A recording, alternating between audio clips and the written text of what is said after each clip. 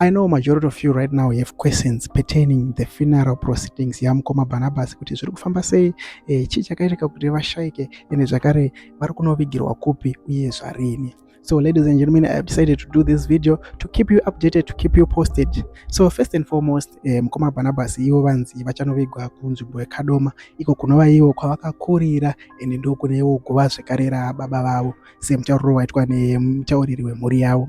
Tichienda mberi kuti Mukoma Barnabas vakaurayiwa nei, ipapo hapasati pane mhinduro because mhuri yose yakamirira maanswerswo kubva kupostmortem iri kuitwa panguva dzino, and mapostmortem results iwa ndovakamirirwa zvakare kuti mutumbi weMukoma Barnabas uende to his final resting place in Kadoma, kwavari kufanira kunonovigwa iwo musi wechitatu. So ladies and gentlemen, ndisingapedzi henyu nguva, regai ndikusiyirewo audio ratakasangana naro ramukoma Barnabas vachitsanangura mufiro wakaita Barnabas kuti tese tinge tichifambirana panzvimbo imwe chete.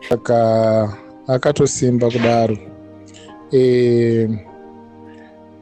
Ini ndakatozoitawo chishamiso nezuro ndichitofonerwa nezuro manheru nemudzimai wake vachiti haba mukuru demanga mauya taita muonera pamwe, ndeuyi muonera pamwe zvikanzi mina wenyu ari kurwara. Ndikati anzwei, zvikanzi akunzwa zino, asi kunzwa zino kwacho indikatoti ndizoshuwa neniwo ndakanzwawo zino kubva musi wechipiri ndikara 3 days richindirwadza zvisingaiti. Saka ndikatoti neniwo ndotonzwawo zino vangu asati atodi atopora, but ndofunga kuti denda anobviswa pomadi kuti vanobviswa zino.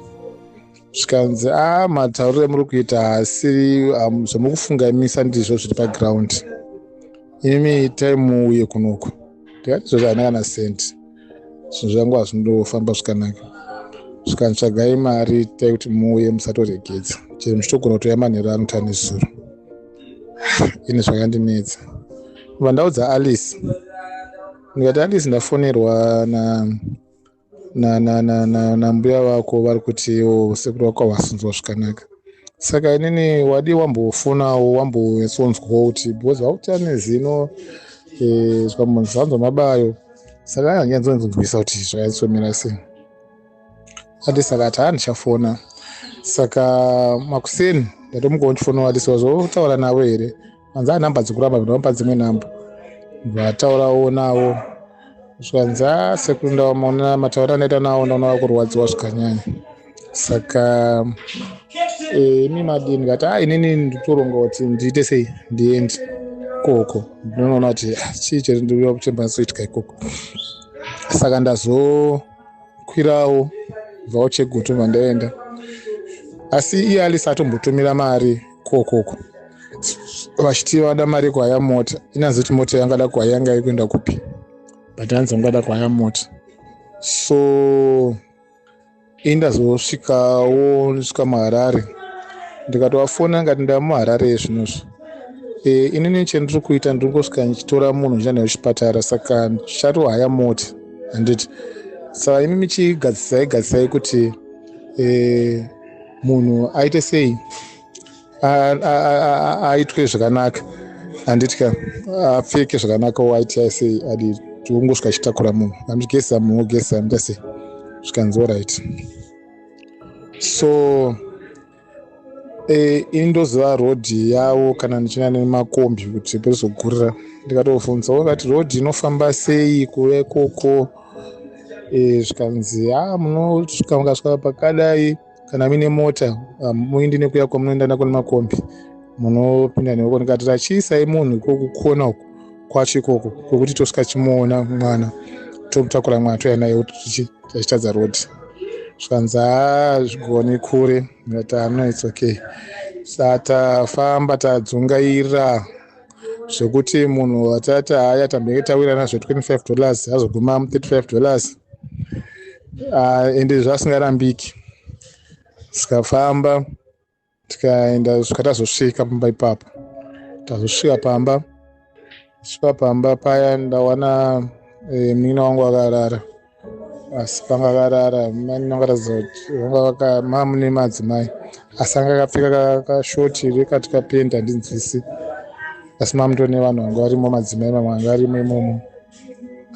Takati komainini hamusati mapfekedza munhu, ko zvakamira sei? Haya mota munhu anga akunetsa nezvoshowanetsawo, chipfekedzai mutende. Zvikanzi mupfekedze weminda neta, ndakadiwo zveshowo, ndakambomirawo pese apa ndichijima ndega munhu chasei, ndiri munhu akazvitakura. Ndikati pakanaka, ndatoti mwana wake nditsvagirewo hembe, ndamutsvagira hembe ndamupfekedza, ndazongompfekedza dzakasviba idzodzo dzandandaona.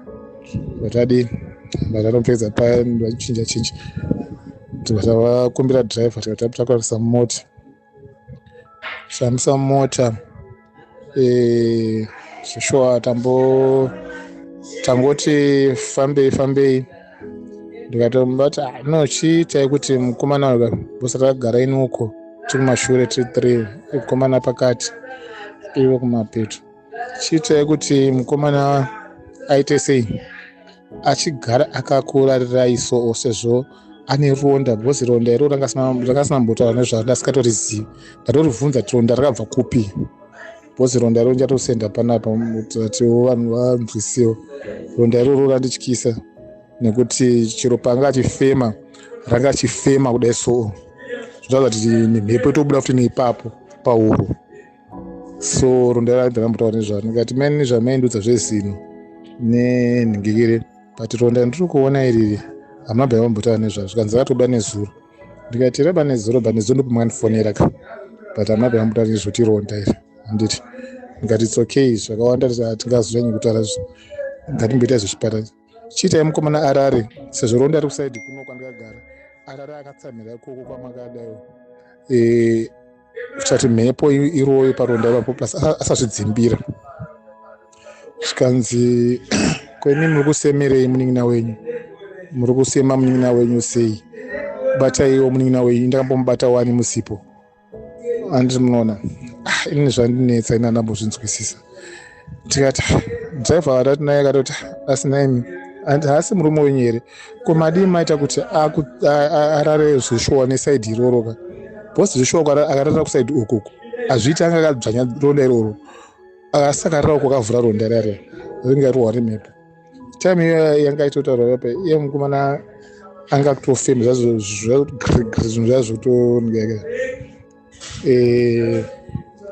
Zvikanzi ndopawazongoti zvine basa rei munhu atofa. Handiti tikati no it's okay. Saka mukaona ndinoto vamwewo zvavo vanonazoonawo mainbox mwana kuna Alisa nokuratidzai, because handizokwanisa kusenda naye pagroup mamwe acho.